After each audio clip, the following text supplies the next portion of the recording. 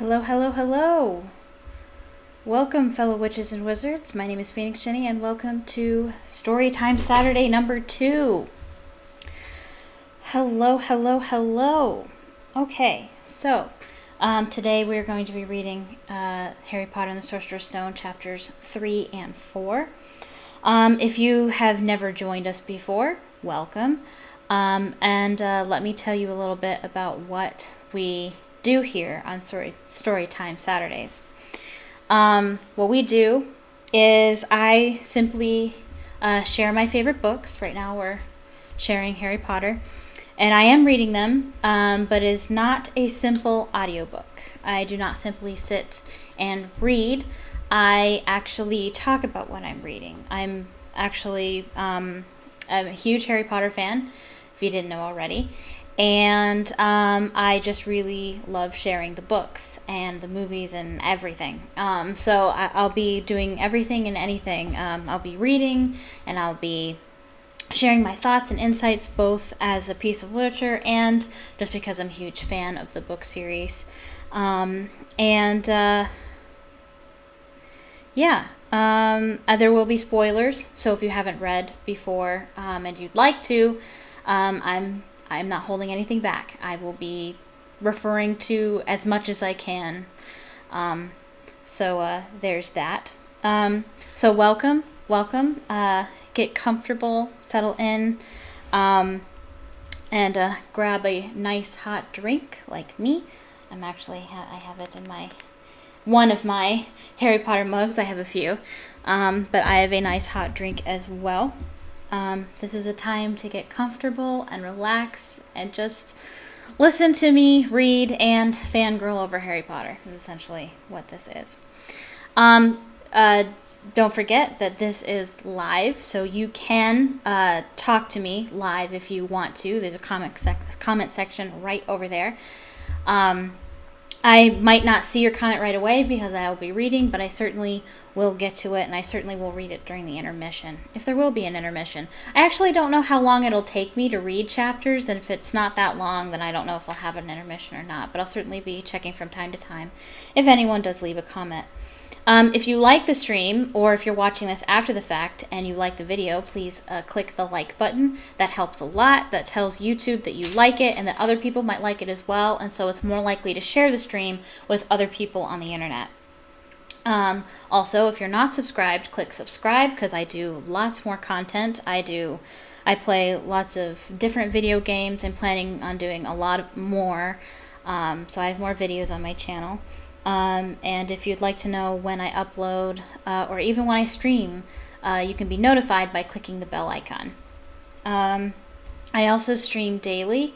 Pretty much, I stream every day except Wednesday and Sunday, from 2 to 5 Eastern Standard Time, except Saturdays. Saturdays, I do still stream from 6 to 8 or 9, depending on how long it takes me to do this. It might not even take that long.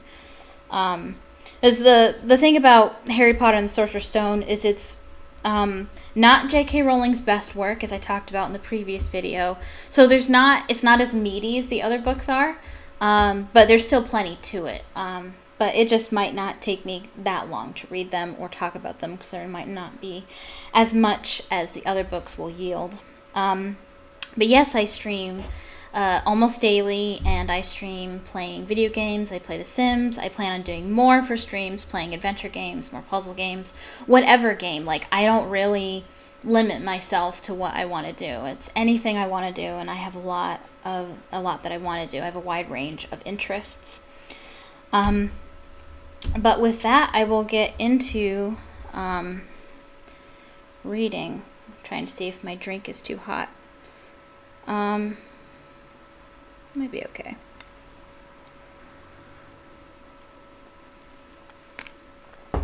Okay. Also, I'm going to try reading to listening to Harry Potter music. YouTube might hate me if that happens. What my reasoning is, there's plenty of playlists that you can find on YouTube. There's other people who actually make YouTube videos just solely on playing Harry Potter music, so that you can relax to them while you're doing homework or whatever. to have that music playing in the background. There's whole channels dedicated to stuff like that.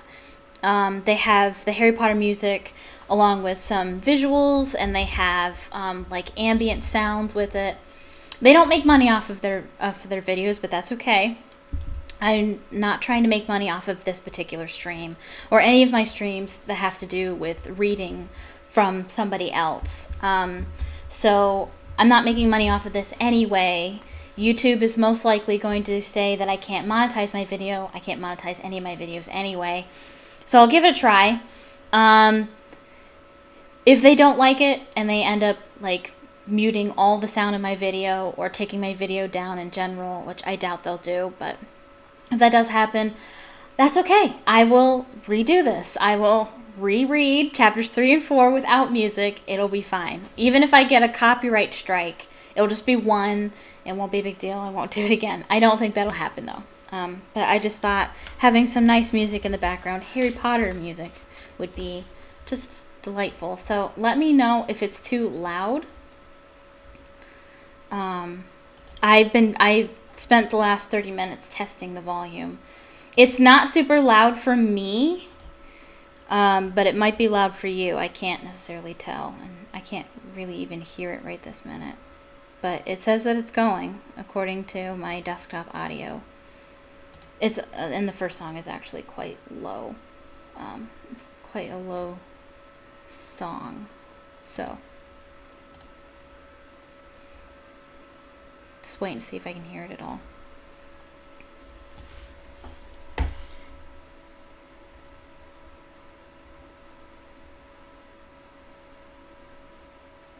I can't hear it at all. I don't know why I can't hear it.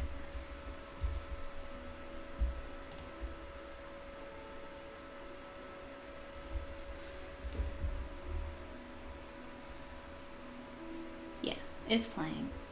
It's just really quiet for me. But it is a quiet song, so if you can't hear it, let me know. You can always let me know in the comments what the sound is like.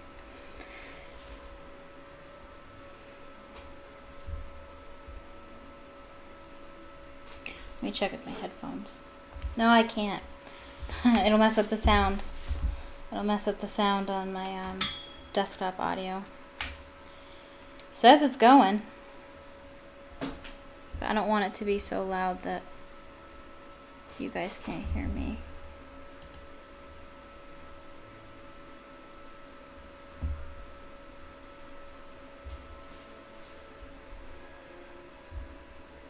It is quite quiet.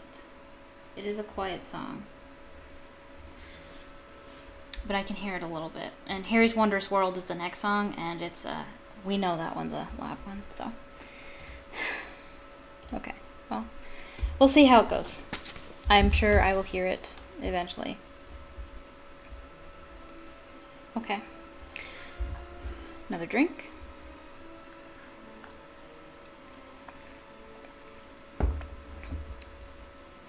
Okay.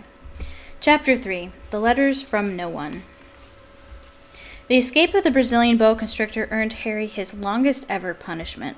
By the time he was allowed out of his cupboard again, the summer holidays had started, and Dudley had already broken his new video camera, crashed his remote control airplane, and first time out on a racing bike, knocked down old Mrs. Figg as she crossed Privet Drive on her crutches.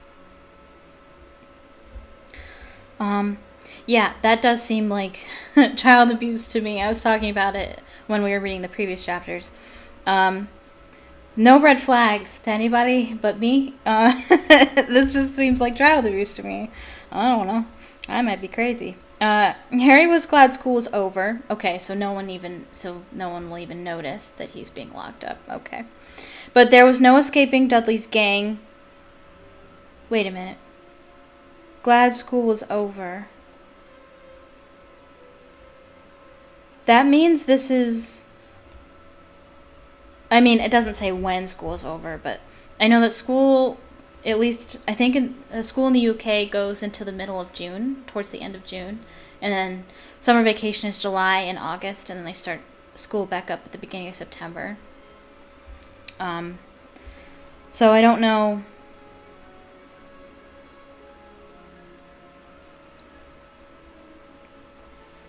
I don't know.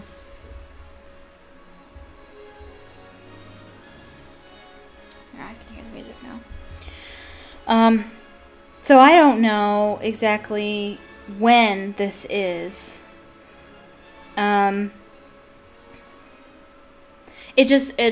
is the part where he gets his acceptance letter, and so it's just. I would imagine, I guess it would be a considerable amount of time before school started, especially since it would be his first year, so this letter's the first letter he would get. It never struck me before how far away it is from the school year actually starting. So the time frame between when Harry gets his letter and when he goes to school is actually like a good month or two. Where in the movie it's just like nothing. Anyway, Harry was glad school was over, but there was no escaping Dudley's gang, who visited the house every single day. Piers, Dennis, Malcolm, and Gordon were all big and stupid, but as Dudley was the biggest and stupidest of the lot, he was the leader. The rest of them were all quite happy to join in Dudley's favorite sport, Harry hunting. Yes, and I made note that they actually are featured in a fan fiction that I wrote years ago. Knowing Harry in the Muggle world is what that story was about. It was called... What was it called? It was based off of the song by Rascal Flatts. Or at least, that was the version I knew. By Rascal Flatts. What was the name of that song? My Wish is the name of the song and the name of the fanfiction. That's what it was. Anyway, you don't care about that. This was why Harry spent as much time as possible out of the house, wandering around and thinking about the end of the holidays, where he could see a tiny ray of hope. When September came, he would be going off to secondary school. Okay, so now we're getting back to, the summer's ending. Okay. Or at least he's looking forward to the summer ending. Going off to secondary school, and for the first time in his life, he would be with Dudley. Dudley had been accepted at Uncle Vernon's old private school, Smeltings, which is also great. What you need to know about J.K. Rowling is that her names in her books are extremely important. Now, as for me, when you read my stuff, know that names have very little importance. The way I make names for my characters is it either just pops into my head or I randomize it online. So, if you're ever analyzing my work, maybe someday, I don't know why you would, but if you ever analyze my work and you're like, I wonder if these names are significant, they're not usually. It's usually just the name, the first thing I thought of, or a name I randomized online or something. So just so you know. But for J.K. Rowling, every name matters. Some way or another, every name matters, including the names of institutions like Smeltings. You're supposed to get the idea that they're uppity and awful, which is exactly what that sounds like. Piers Polkiss was going there too. Harry, on the other hand, was going to Stonewall High, the local public school. Dudley thought this was very funny.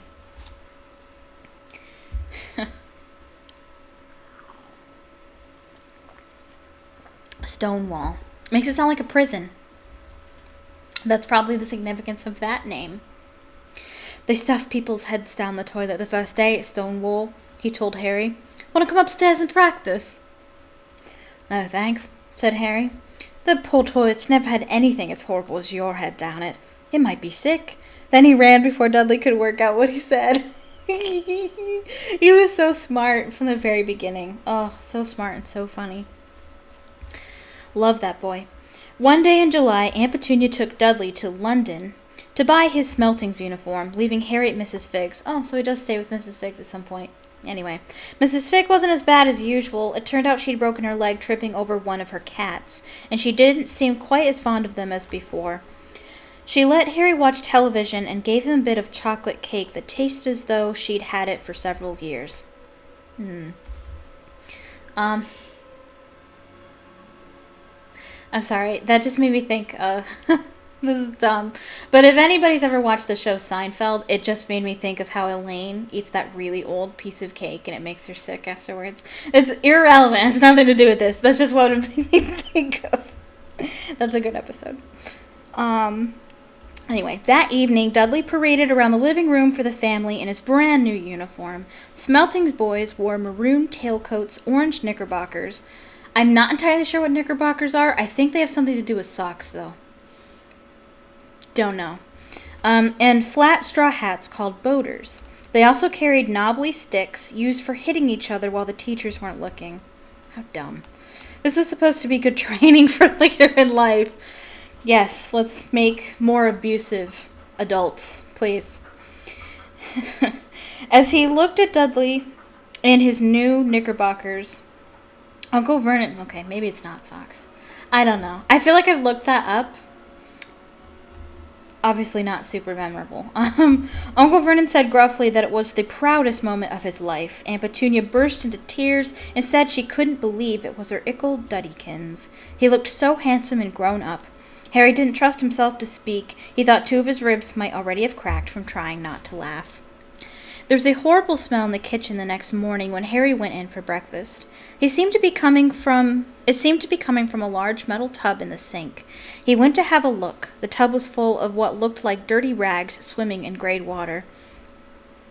"What's this?" he asked Aunt Petunia. His lips tightened as they always did, if he dared to ask a question. "Your new school uniform," she said. Harry looked in the bowl again. "Oh," he said. "I didn't realize it had to be so wet." Shut up. "Don't be stupid," snapped Aunt Petunia. "I'm dyeing some of Dudley's old things grey for you. It'll look just like everyone else's when I've finished." Harry seriously doubted this, but thought it best not to argue.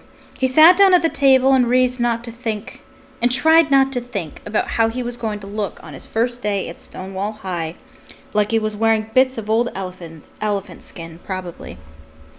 Dudley and Uncle Vernon came in, both with wrinkled noses because of the smell from Harry's new uniform. Uncle Vernon opened his newspaper as usual, and Dudley banged his smelting stick, which he carried everywhere, on the table. They heard the click of the mail slot and flop of letters on the doormat. "Get the mail, Dudley," said Uncle Vernon from behind his paper. "Make Harry get it." "Get the mail, Harry." "Make Dudley get it." "Poke him with your smelting stick, Dudley." Harry dodged the smelting stick and went to get the mail. 3 things lay on the doormat: a postcard from Uncle Vernon's sister Marge, who was vacationing on the Isle of Wight, a brown envelope that looked like a bill, and a letter for Harry? I feel like music's kind of appropriate.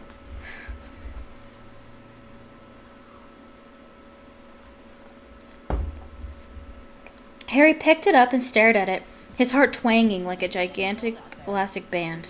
Oh, also, there's advertisements. Because I'm too cheap to actually subscribe to Spotify. Can't afford that. Your girl's broke. Okay, let me try that again. Harry picked it up and stared at it, his heart twanging like a gigantic elastic band. No one ever in his whole life had written to him. Who would? He had no friends, no other relatives. He didn't belong to the library, so he never even got rude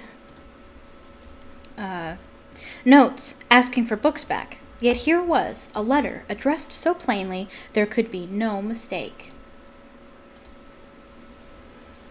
Mr. H. Potter, The Cupboard Under the Stairs, 4 Privet Drive, Little Whinging, Surrey. The envelope was thick and heavy, made of yellowish parchment, and the address was written in emerald green ink. Emerald green. There is no stamp. I don't know. Colors just matter to J.K. Rowling. I don't know exactly why this color would matter, but colors are important to J.K. Rowling. It's just everywhere. It's a motif, if you will. Turning the envelope over, his hand trembling, Harry saw a purple wax seal, again, a color, bearing a coat of arms, a lion, an eagle, a badger, and a snake, surrounding a large letter H. "Hurry up, boy," shouted Uncle Vernon from the kitchen. "What are you doing, checking for letter bombs?" He chuckled at his own joke. Harry went back to the kitchen, still staring at his letter. He handed Uncle Vernon the bill and the postcard, sat down, and slowly began to open the yellow envelope. Uncle Vernon ripped open the bill, snorted in disgust, and flipped over the postcard. "Marge is ill," he informed Aunt Petunia. "Ate a funny whelk. Dad, said Dudley suddenly. Dad, Harry's got something. Harry was on the point of unfolding his letter, which was written on the same heavy parchment as the envelope, when it was jerked sharply out of his hand by Uncle Vernon. That's mine, said Harry, trying to snatch it back. Who'd be writing to you? Sneered Uncle Vernon, shaking the letter open with one hand and glancing at it. His face went from red to green faster than a set of traffic lights, and it didn't stop there. Within seconds it was the grayish-white of old porridge. Petunia? He gasped. Dudley tried to grab the letter to read it, but Uncle Vernon held it high out of his reach. Aunt Petunia took it curiously and read the first line. For a moment it looked as though she might faint. She clutched her throat and made a choking noise. Vernon! Oh my goodness, Vernon! They stared at each other, seeming to have forgotten that Harry and Dudley were still in the room. Dudley wasn't used to being ignored. He gave his father a sharp tap on the head with his smelting stick. I want to read that letter, he said loudly. I want to read it, said Harry fiercely, as it's mine. Get out, both of you, croaked Uncle Vernon, stuffing the letter back inside its envelope. Harry didn't move. I want my letter, he shouted. Let me see it, demanded Dudley. Out, roared Uncle Vernon. And he took both Harry and Dudley by the scruffs of their necks and threw them into the hall, slamming the kitchen door behind them.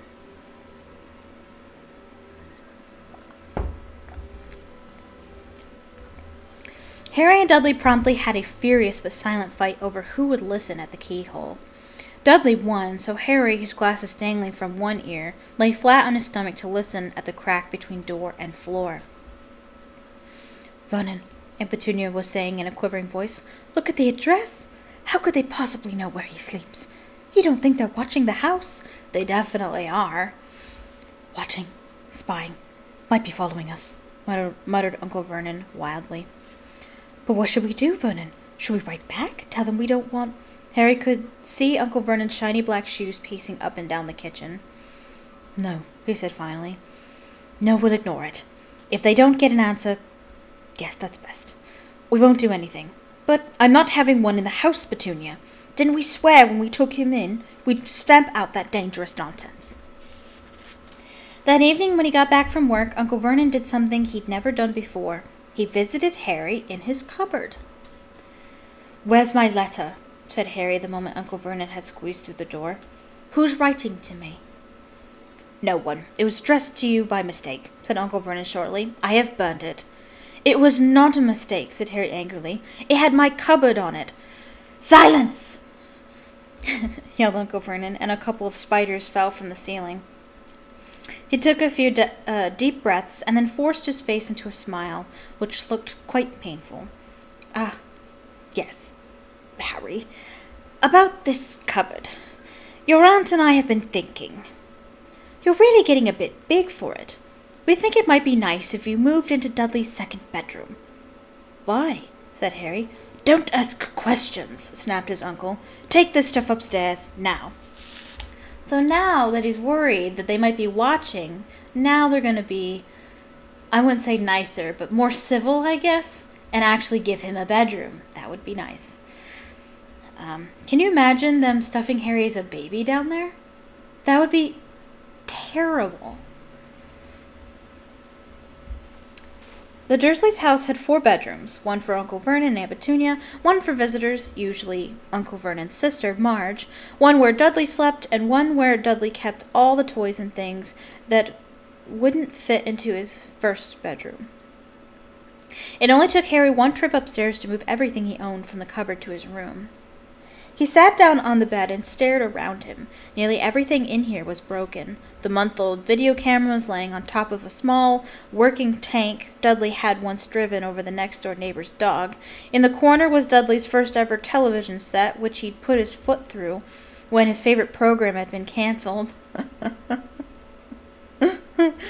There was a large bird cage, which had once held a parrot that Dudley had swapped at school for a real air rifle, which was up on a shelf with the end all bent because Dudley had sat on it.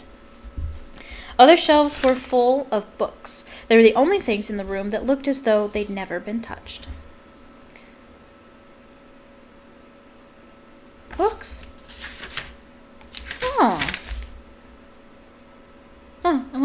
they were.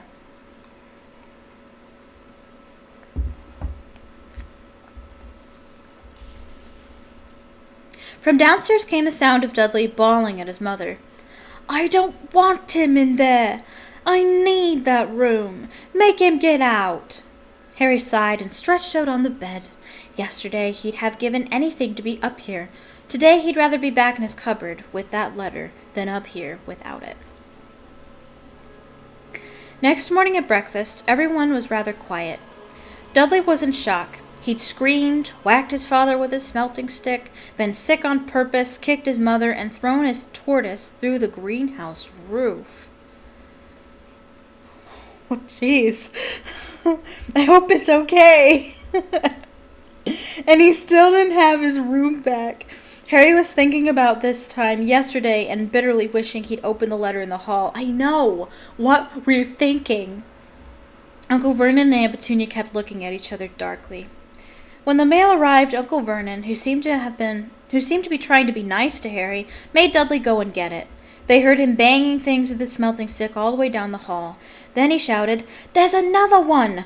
Mr. H. Potter, the smallest bedroom, 4 Privet Drive." With a strangled cry, Uncle Vernon leapt from his seat and ran down the hall, Harry right behind him. Uncle Vernon had to wrestle Dudley to the ground to get the letter from him, which was made difficult by the fact that Harry had grabbed Uncle Vernon around the neck from behind. After a minute of confused fighting, in which everyone got hit a lot by the smelting stick, Uncle Vernon straightened up, gasping for breath, with Harry's letter clenched in his hand. "Go to your cupboard. Your bedroom," he wheezed at Harry. "Dudley, go.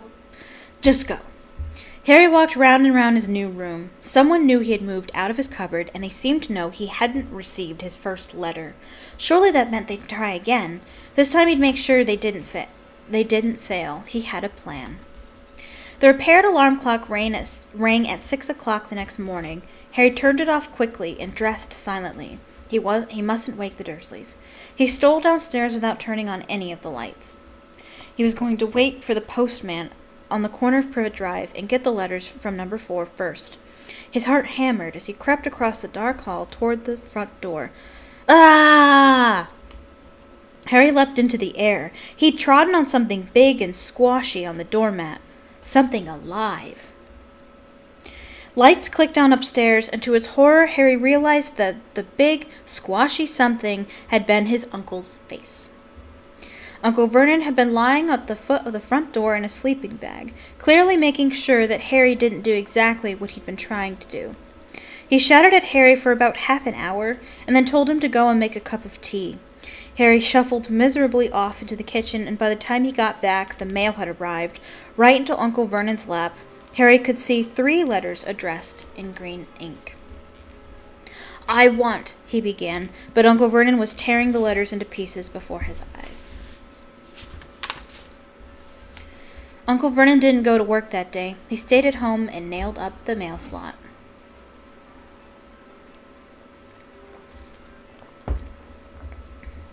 "See," he explained to Aunt Petunia through a mouthful of nails, "if they can't deliver them, they'll just give up." "I'm not sure that'll work, Vernon." "Oh, these people's minds work in strange ways, Petunia. They're not like you and me," said Uncle Vernon, trying to knock in a nail with the piece of fruitcake Aunt Petunia had just brought him. Well, they're not going to give up, are they? On Friday, no less than 12 letters arrived for Harry. As they couldn't go through the mail slot, they had been pushed under the door, slotted through the sides, and a few even forced through the small window in the downstairs bathroom. Uncle Vernon stayed at home again. After burning all the letters, he got out a hammer and nails and boarded up the cracks around the front and back doors so no one could go out. He hummed "Tiptoe Through the Tulips" as he worked and jumped at small noises.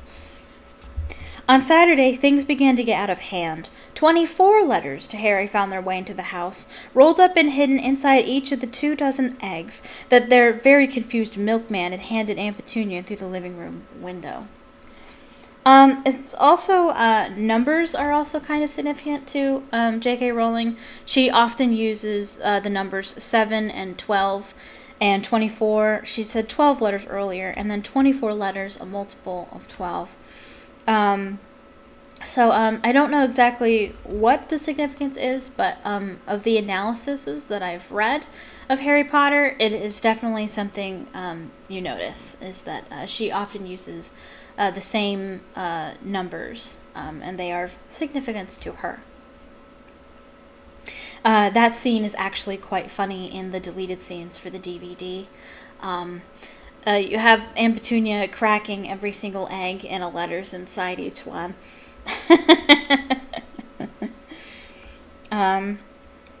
While Uncle Vernon made furious telephone calls to the post office and the dairy trying to find someone to complain to, Aunt Petunia shredded the letters in her food processor. Yeah, these aren't coming from the normal post. Who on earth wants to talk to you this badly? Dudley asked Harry in amazement. On Sunday morning, Uncle Vernon sat down at the breakfast table looking tired and rather ill, but happy. No post on Sundays, he reminded them tearfully as he spread marmalade on his newspaper. No damned letters today. I don't think the Wizarding World has a post day. I don't think they take holidays when it comes to delivering mail. Something came whizzing down the kitchen chimney as he spoke and caught him sharply on the back of the head. Next moment, 30 or 40 letters came pelting out of the fireplace like bullets. The Dursleys ducked, but Harry leapt into the air, trying to catch one. Out! Out! Uncle Vernon seized Harry around the waist and threw him into the hall. When Aunt Petunia and Dudley had run out with their arms over their faces, Uncle Vernon slammed the door shut. They could hear the letters still streaming into the room, bouncing off the walls and floor. That does it, said Uncle Vernon, trying to speak calmly, but pulling great tufts out of his mustache at the same time. I want you all back here in 5 minutes ready to leave. We're going away. Just pack some clothes. No arguments. He looked so dangerous with half his mustache missing that no one dared argue. 10 minutes later they had wrenched their way through the boarded-up doors and were in the car, speeding toward the highway. Dudley was sniffling in the back seat. His father had hit him round the head for holding them up while he tried to pack his television, VCR, and computer in his sports bag. Isn't that funny how times are so different now? Dudley, these days, very well could have had a television, VCR, and computer all in one device. If you think about it, he could have just brought his phone. It would have had all of it. Or any other device, really, tablet, anything. They drove and they drove. Even Aunt Petunia didn't dare ask where they were going. Every now and then Uncle Vernon would take a sharp turn and drive in the opposite direction for a while. Yeah, this book was written in 1998, 1997, quite a while ago. What does it say? What year? Does it say what year? Usually they have a copyright date. 1997.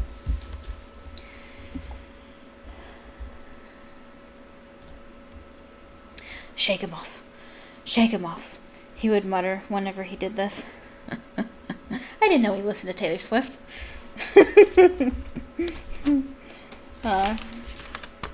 Just making sure I didn't skip a page.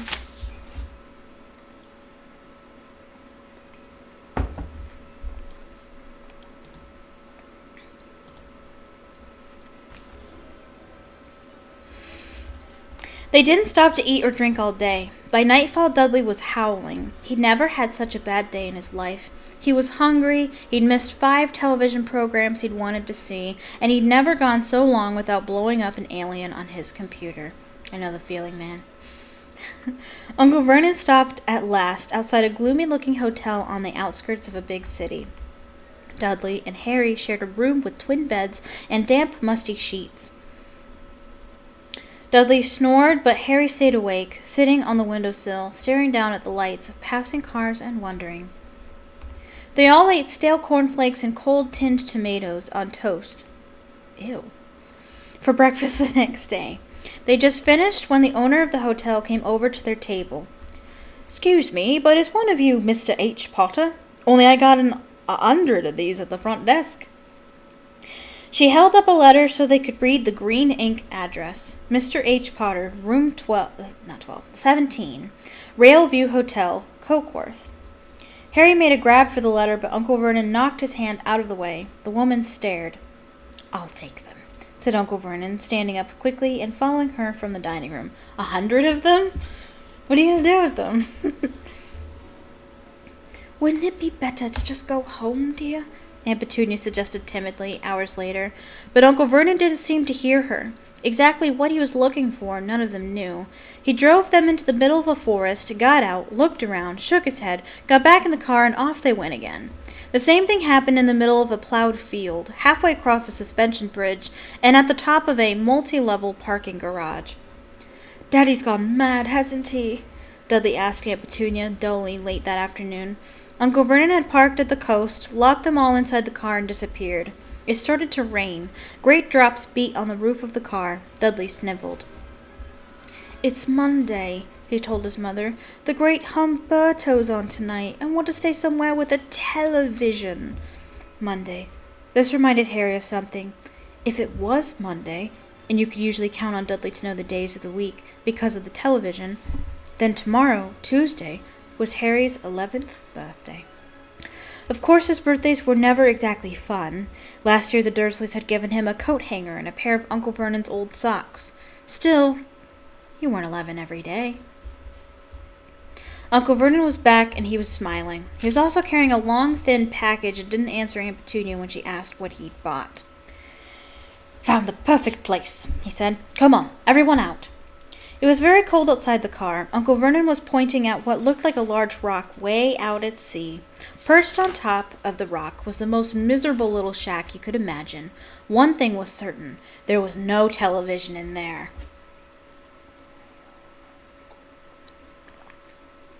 It's probably questionable whether or not it has electricity or plumbing.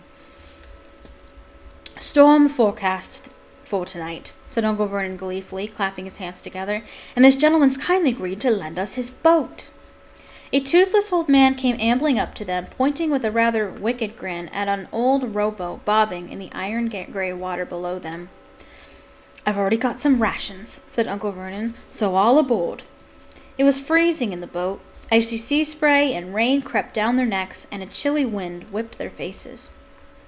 After what seemed like hours, they reached the rock, where Uncle Vernon, slipping and sliding, led the way to the broken-down house. The inside was horrible. It smelled strongly of seaweed. The wind whistled through the gaps in the wooden walls, and the fireplace was damp and empty. There were only 2 rooms. Uncle Vernon's rations turned out to be a bag of chips each and 4 bananas. Where did he get those? Why? Why chips and bananas, of all things? He tried to start a fire, but the empty chip bags just smoked and shriveled up. "Could do with some of those lettuce now, eh?" he said cheerfully. He's having a good time. He was in a very good mood. Obviously, he thought nobody stood a chance of reaching them here in a storm to deliver mail. Harry privately agreed, though the thought didn't cheer him up at all. As night fell, the promised storm blew up all around them. Spray from the high waves splattered the walls of the hut, and a fierce wind rattled the filthy windows. Aunt Petunia found a few moldy blankets in the second room and made up a bed for Dudley on the moth-eaten sofa. She and Uncle Vernon went off to the lumpy bed next door. And Harry was left to find the softest bit of floor he could and to curl up under the thinnest, most ragged blanket. The storm raged more and more ferociously as the night went on. Harry couldn't sleep. He shivered and turned over, trying to get comfortable, his stomach rumbling with hunger. Dudley's snores were drowned out by the low rolls of thunder that started near midnight. The lighted dial of Dudley's watch, which was dangling over the edge of the sofa on his fat wrist, a nice little detail that's actually in the movie, told Harry he'd be 11 in 10 minutes' time. He lay and watched his birthday tick nearer, wondering if the Dursleys would remember it all, wondering where the letter writer was now. 5 minutes to go. Harry heard something creak outside. He hoped the roof wasn't going to fall in, although he might be warmer if it did. 4 minutes to go. Maybe the house in Privet Drive would be so full of letters when they got back that he'd be able to steal one somehow. I wouldn't be surprised if that were the case. 3 minutes to go. Was that the sea slapping hard on the rock like that? And 2 minutes to go. What was that funny crunching noise? Was the rock crumbling into the sea? 1 minute to go and he'd be 11. 30 seconds. 20. 10. 9. Maybe he'd wake Dudley up. Just to annoy him. 3, 2, 1. Boom! The whole shack shivered, and Harry sat bolt upright, staring at the door. Someone was outside, knocking to come in. Okay. And that is chapter 3. Trying to think if I should do an intermission or if I should just go to the next chapter. How long is the next chapter?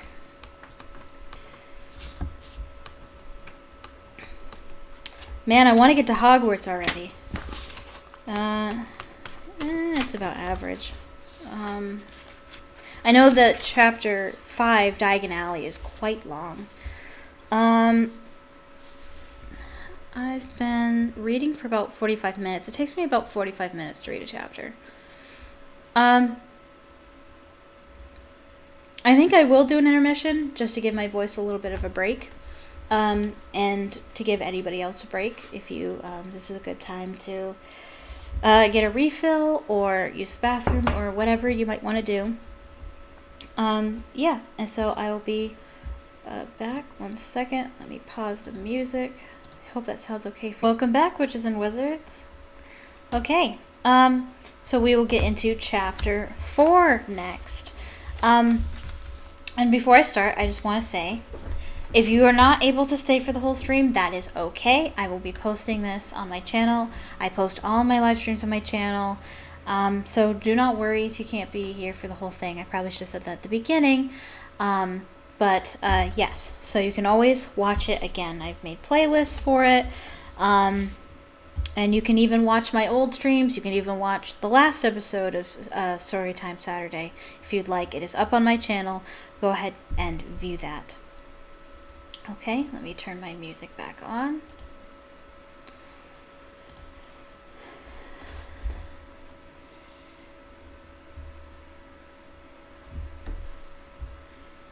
Again, I can't hear it, and I don't know why.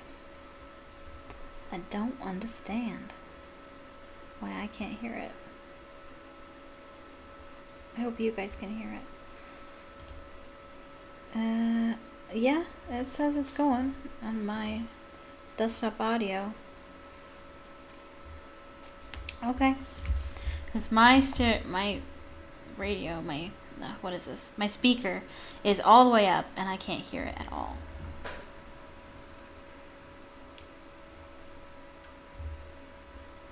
I don't know why.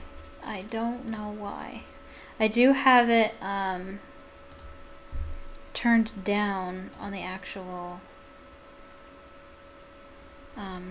site, but I'll watch the stream back over later and see.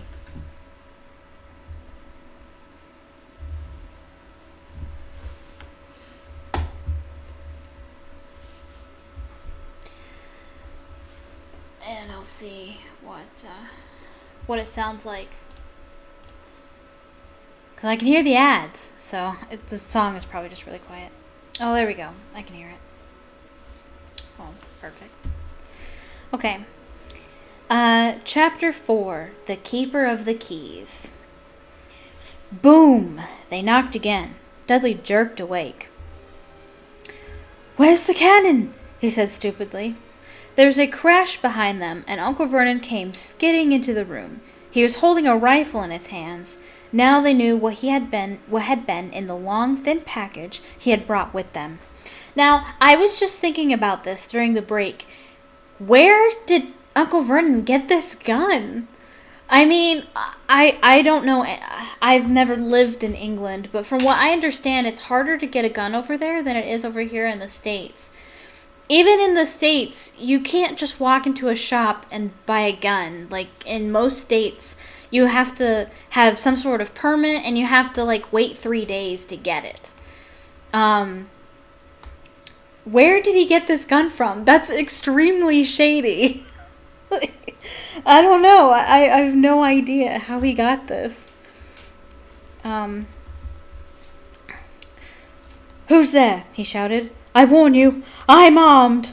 There was a pause. Then, smash! The door was hit with such force that it swung clean off its hinges and with a deafening crash landed flat on the floor. A giant of a man was standing in the doorway.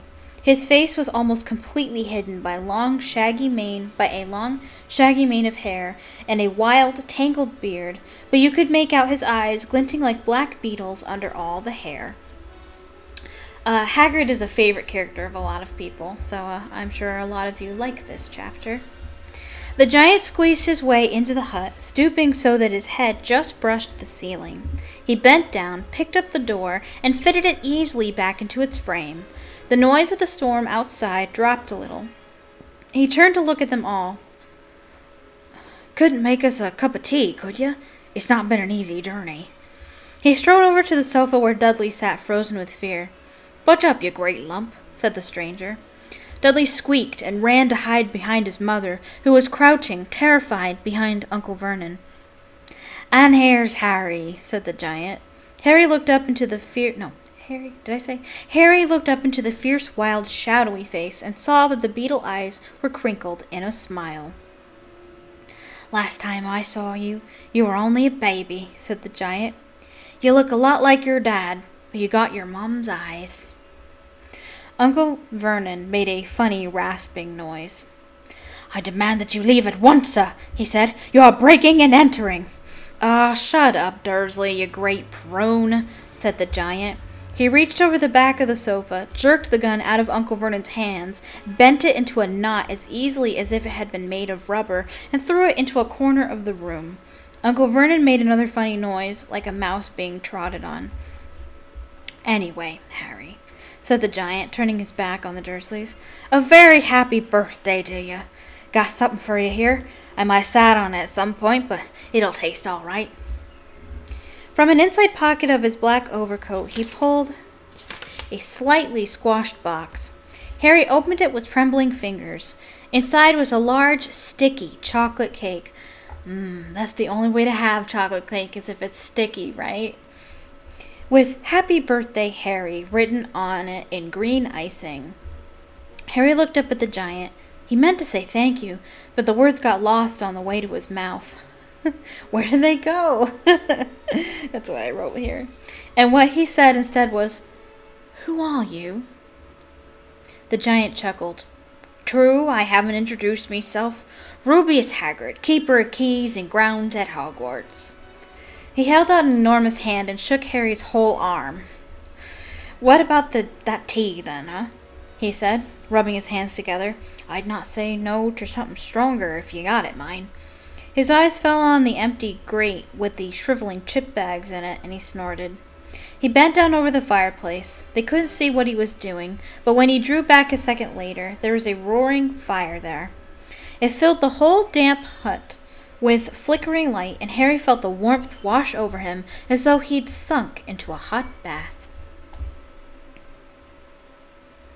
The giant sat back down on the sofa, which sagged under his weight, and began taking all sorts of things out of the pockets of his coat. A copper kettle, a squashy package of sausages, a poker, a teapot, several chipped mugs, and a bottle of some amber liquid that he took a swig from before starting to make tea. Soon the hut was full of the sound and smell of sizzling sausage.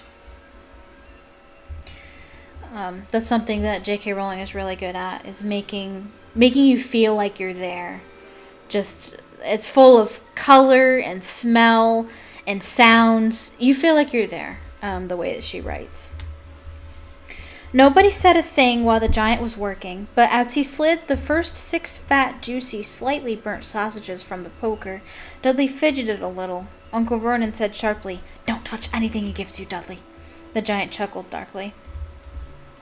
"Your great puddin' of a son don't need fattening any more, Dursley, don't worry." He pulled the sausages to Harry, who was so hungry he had never tasted anything so wonderful. But he still couldn't take his eyes off the giant. Finally, as nobody seemed about to explain anything, he said, "I'm sorry, but I still don't really know who you are." The giant took a gulp of tea and wiped his mouth with the back of his hand. "Call me Hagrid," he said. "Everyone does. And like I told you, I'm keeper of keys at Hogwarts. You know all about Hogwarts, of course." No, said Harry. Hagrid looked shocked. Sorry, Harry said quickly. Sorry? Barked Hagrid, turning to stare at the Dursleys, who shrank back into the shadows. It's them as should be sorry. I knew you weren't getting your letters, but I never thought you wouldn't even know about Hogwarts, for crying out loud. Did you never wonder where your parents learned it all? All what? Asked Harry. All what? Hagrid thundered. Now wait just 1 second. He had leapt to his feet. In his anger he seemed to fill the whole hut. The Dursleys were cowering against the wall. Do you mean to tell me, he growled at the Dursleys, that this boy knows nothing about anything? Harry thought this was going a bit far. He had been to school after all, and his marks weren't bad. I know some things, he said. I can, do math and stuff. I hope this music isn't too loud. I keep thinking maybe I should turn the music down. This music's a little hyper, but I told myself at the beginning of the stream, well, before I started the stream, don't touch it, because usually it's perfect and then I overthink it. Don't touch it. I will watch the stream back and I'll see how loud it is, and but it's an awfully loud song. No, I won't touch it. I'll watch the stream when I'm done, and if it is too loud, I'll know to turn it down for next time.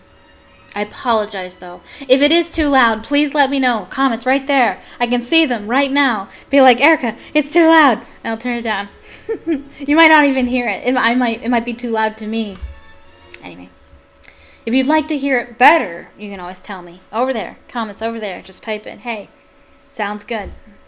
Okay. Or sounds needs to go higher. Okay, fine. That's perfect.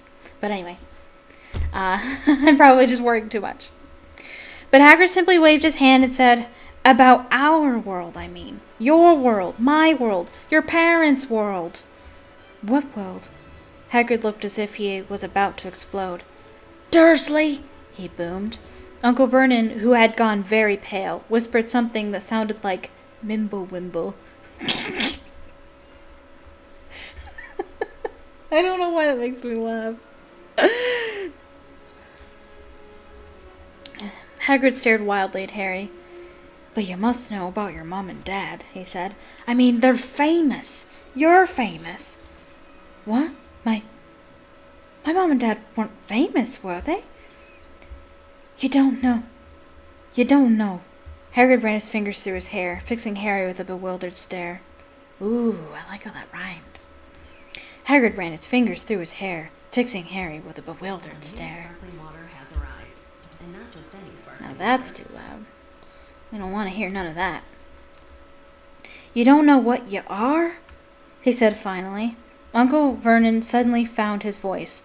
Stop, he commanded. Stop right there, sir. I forbid you to tell the boy anything. A braver man than Vernon Dursley would have quailed under the fierce look Hagrid now gave him. When Hagrid spoke, his every syllable trembled with rage. You never told him. Never told him what was in the letter Dumbledore left for him. I was there. I saw Dumbledore leave it, Dursley. And you've kept it from him all these years? Kept what from me? Said Harry eagerly. Stop! I forbid you! Yelled Uncle Vernon in panic. Aunt Petunia gave a gasp of horror. Ah, go boil your heads, both of you, said Hagrid. Harry, you're a wizard. It's not as dramatic as it is in the movie.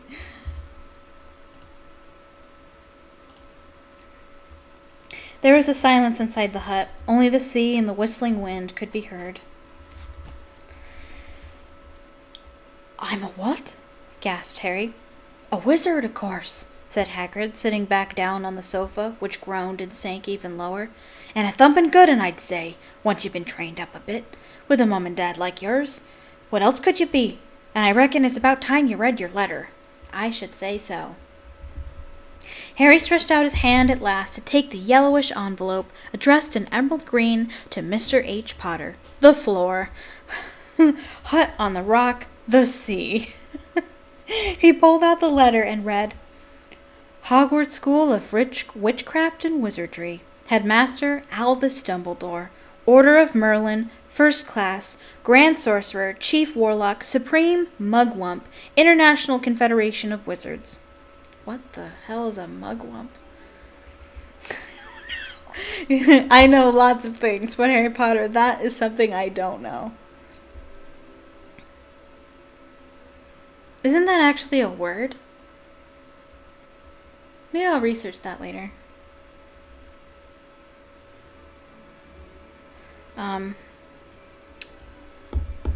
Dear Mr. Potter, we are pleased to inform you that you have been accepted at Hogwarts School of Witchcraft and Wizardry. Please find enclosed a list of all necessary books and equipment. Term begins on September 1st. We await your owl by no later than July 31st. Yours sincerely, Minerva McGonagall, Deputy Headmistress. Questions exploded inside Harry's head like fireworks, and he couldn't decide which to ask first. After a few minutes, he stammered, "What does it mean, they await my owl?" "Galloping Gorgons, that reminds me," said Hagrid, clapping a hand to his forehead, with enough force to knock over a cart horse, and from yet another pocket inside his overcoat he pulled an owl. A real live, rather ruffled-looking owl out of his pocket. He must be a wizard. A long quill and a roll of parchment. With his tongue between his teeth, he scribbled a note that Harry could read upside down. Dear Professor Dumbledore, given Harry his letter, taking him to buy his things tomorrow. Weather's horrible. Hope you're well. Hagrid. Hagrid rolled up the note, gave it to the owl, which clamped it in its beak, went to the door, and threw the owl out into the storm.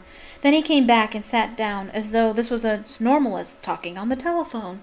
Because it is. That's generally how wizards communicate. It would be just like talking on the telephone. Harry realized his mouth was open and closed it quickly. "Where was I?" said Hagrid.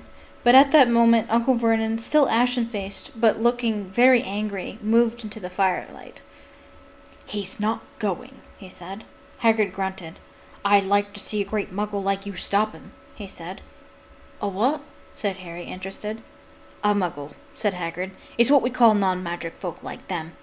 And it's your bad luck you grew up in a family of the biggest muggles I ever laid eyes on." "We swore when we took him in we'd put a stop to that rubbish," said Uncle Vernon. "Swore we'd stamp it out of him. Wizard indeed." "You knew," said Harry. "You knew I'm a wizard?" "Knew," shrieked Aunt Petunia suddenly. "Knew? Of course we knew. How could you not be? My dratted sister being what she was. Oh, she got a letter just like that and disappeared off to that school, and came home every vacation with her pockets full of frog spawn, turning teacups into rats.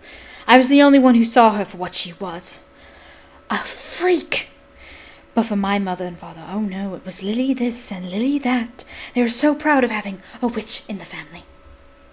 She stopped to draw a deep breath, and then went ranting on. It seemed she had been wanting to say all of this for years. Which is very significant for her character development. Then she met that Potter at school, and they left and got married and had you. And of course I knew you'd be just the same, just as strange, just as abnormal. And then, if you please, she went and got herself blown up, and we got landed with you." Harry had gone very white. As soon as he found his voice, he said, "Blown up? You told me they died in a car crash." "Car crash?" roared Hagrid, jumping up so angrily that the Dursleys scuttled back to their corner. "How could a car crash kill Lily and James Potter? It's an outrage! A scandal! Harry Potter not knowing his own story when every kid in our world knows his name." "But why? What happened?" Harry asked urgently. The anger faded from Hagrid's face. He looked suddenly anxious. "I never expected this," he said in a low, worried voice. "I had no idea. When Dumbledore told me there might be trouble getting hold of you, how much you didn't know. Oh, Harry, I don't know if I'm the right person to tell you, but someone's gotta. You can't go off to Hogwarts not knowing." He threw a dirty look at the Dursleys. "Well, it's best you know as much as I can tell you. Mind, I can't tell you everything. It's a great mystery, parts of it." He sat down, stared into the fire for a few seconds, and then said, "It begins, I suppose, with with a person called... But it's incredible you don't know her name. Everyone in our world knows. Who? Well, I don't like saying the name if I can help it. No one does. Why not? Gulpin' gargoyles, Harry. People are still scared. Blimey, this is difficult. See, there was this wizard who went... bad. As bad as you could go. Worse than worse. His name was... Hagrid gulped, but no words came out. Could you write it down? Harry suggests. No, I can't spell it. All right. Voldemort. Hagrid shuddered. Don't make me say it again. Anyway, this wizard, about 20 years ago now, started looking for followers. Got 'em, too. Some were afraid. Some just wanted a bit of power. 'Cause he was getting himself power, all right. Dark days, Harry. Didn't know who to trust. Didn't dare get friendly with strange wizards or witches. Terrible things happened. He was taken over. Of course, some stood up to him. And he killed them. Horribly. One of the only safe places left was Hogwarts. Reckon Dumbledore's the only one you know who was afraid of. Didn't dare try taking the school. Not just then, anyway. Just wait. Now, your mom and dad were as good a witch and wizard as ever I knew. Had boy and girl Hogwarts in their day. Interesting. I don't remember that detail. Suppose the mystery is why you-know-who never tried to get him on his side before. Probably knew they were too close to Dumbledore to want anything to do with the dark side. Maybe he thought he could persuade him. Maybe he just wanted him out of the way. All anyone knows is he turned up in the village where you were all living on Halloween 10 years ago. He was just a year old. He came to your house and Hagrid suddenly pulled out a very dirty spotted handkerchief and blew his nose with a sound like a foghorn. Sorry, he said. But it's that sad. Knew your mom and dad and nicer people you couldn't find. Anyway, you know who killed him. And then this is the real mystery of the thing. He tried to kill you, too.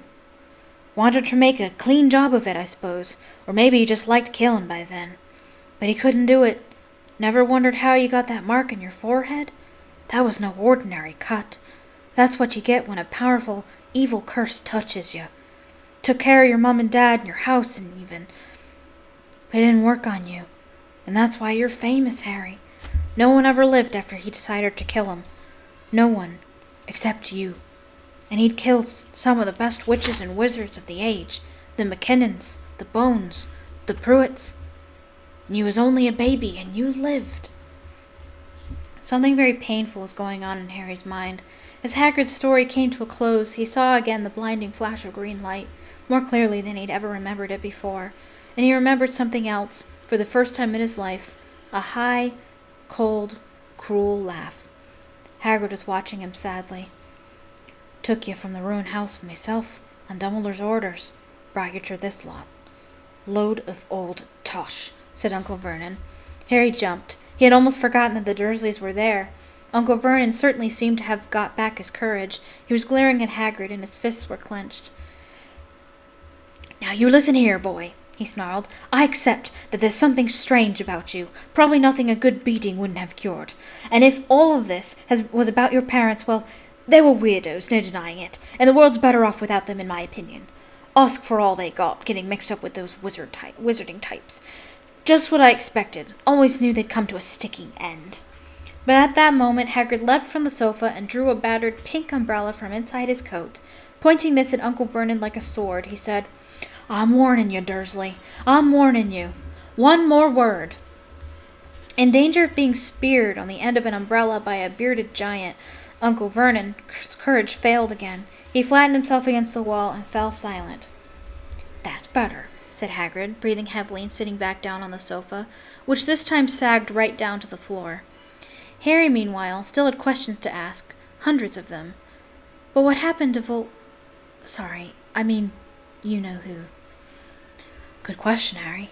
Disappeared. Vanished. Same night he tried to kill you. Makes you even more famous. That's the biggest mystery, see? He was getting more and more powerful. Why'd he go? Some say he died. Codswellop, in my opinion. Dunno if he had enough human left in him to die. Some say he's still out there, biding his time. Like, but I don't believe it. People who was on his side came back to ours. Some of them came out of kind of trances. Don't reckon they could have done it if he was coming back. Most of us reckon he's still out there somewhere, but lost his powers. Too weak to carry on. 'Cause something about you finished him, Harry. There's something going on that night he hadn't counted on.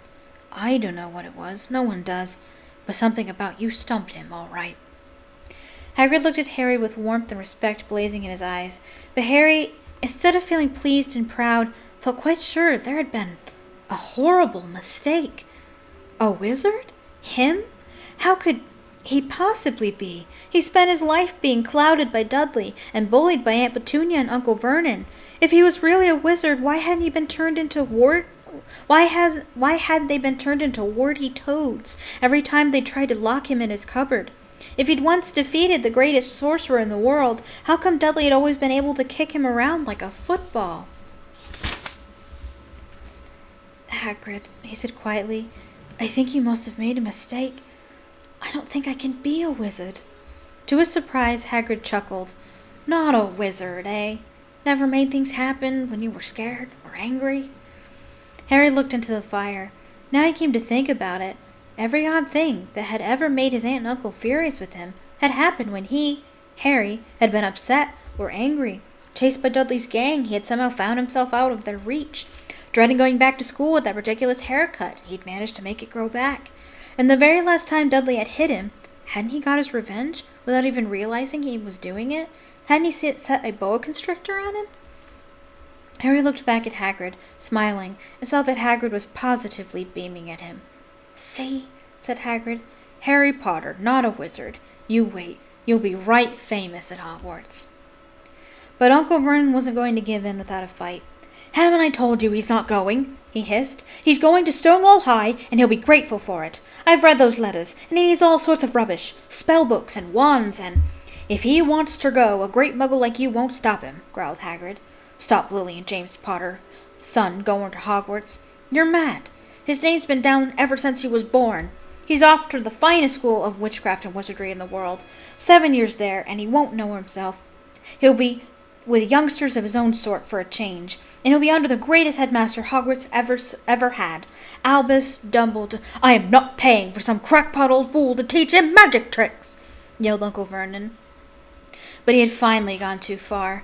Hagrid seized his umbrella and whirled it over his head. Never, he thundered, insult Albus Dumbledore in front of me. He brought the umbrella swishing down through the air to point at Dudley. There was a flash of violet light, a sound like a firecracker, a sharp squeal, and the next second Dudley was dancing on the spot with his hands clasped over his fat bottom, howling in pain. When he turned his back on them, Harry saw a curly pig's tail poking through a hole in his trousers. Uncle Vernon roared, pulling Aunt Petunia and Dudley into the other room. He cast one last terrified look at Hagrid and slammed the door behind them. Hagrid looked down at his umbrella and stroked his beard.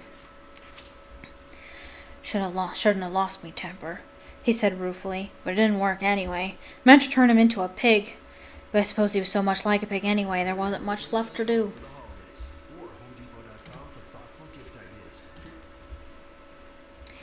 He cast a sideways look at Harry under his bushy eyebrows. Be grateful if you didn't mention that to anyone at Hogwarts, he said. I'm, not supposed to do magic, strictly speaking. I was allowed to do a bit to follow you and get your letters to you and stuff. One of the reasons I was so keen to take the job. Why are you supposed to do magic? Asked Harry. Oh, well, I was at Hogwarts myself, but I, got expelled, to tell you the truth.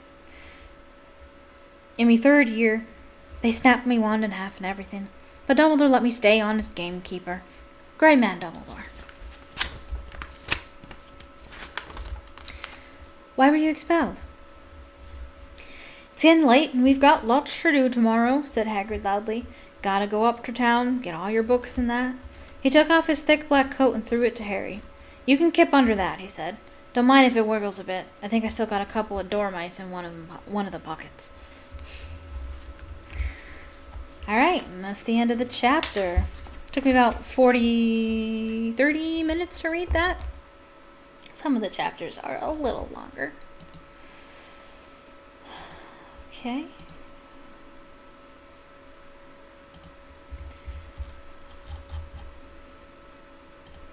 Thank you so much for watching.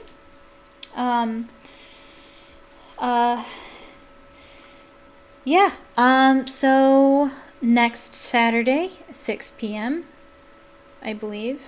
Yeah, Christmas is the week after, isn't it? Yes, Christmas is the week after. So next Saturday, we'll be right here on YouTube at 6 p.m. to read chapters 5 and 6.